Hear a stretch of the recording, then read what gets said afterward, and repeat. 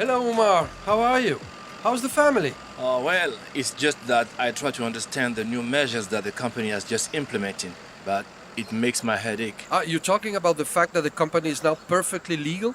Yeah, but hey, I don't understand all these administrative complications. Look, the wood market is ruled by regulations and requirements which oblige a company to sell only legal wood. It makes the competition fairer and improves the resources management. I understand the principle a little better.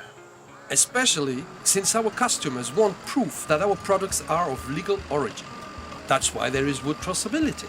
Our country is committed to a VPA, Voluntary Partnership Agreement, with the European Union, which is a first destination for Ivorian wood products. Yes, but for me it's not clear what to do at each step. Before cutting a tree, which was identified during the timber inventory, the tree marker makes sure it's the correct tree indicated on the harvest operation map.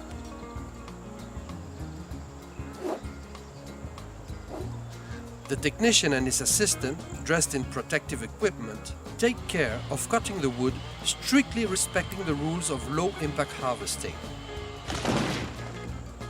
At the time of cutting, the site clerk identifies the stump and the log.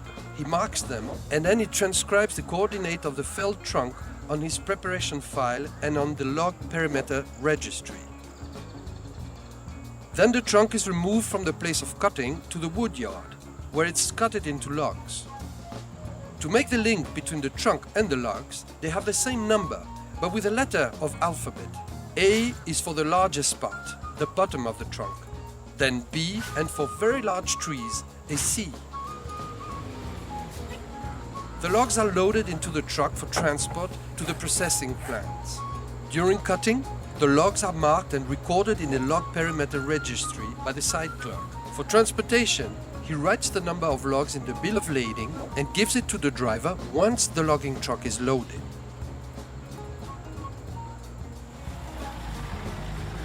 The document used for transport is the bill of lading. However, the truck must be able to present to the forestry control post the authorization to resume activities in the perimeter in which the timber he transports has been harvested.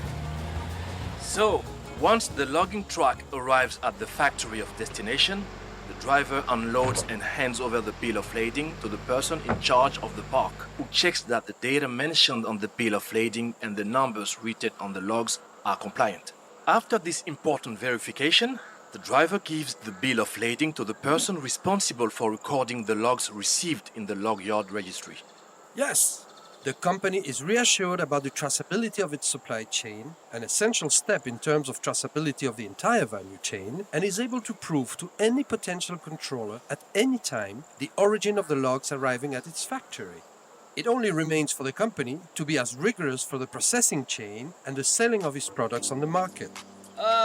Thank you for this explanation. Now it's clearer.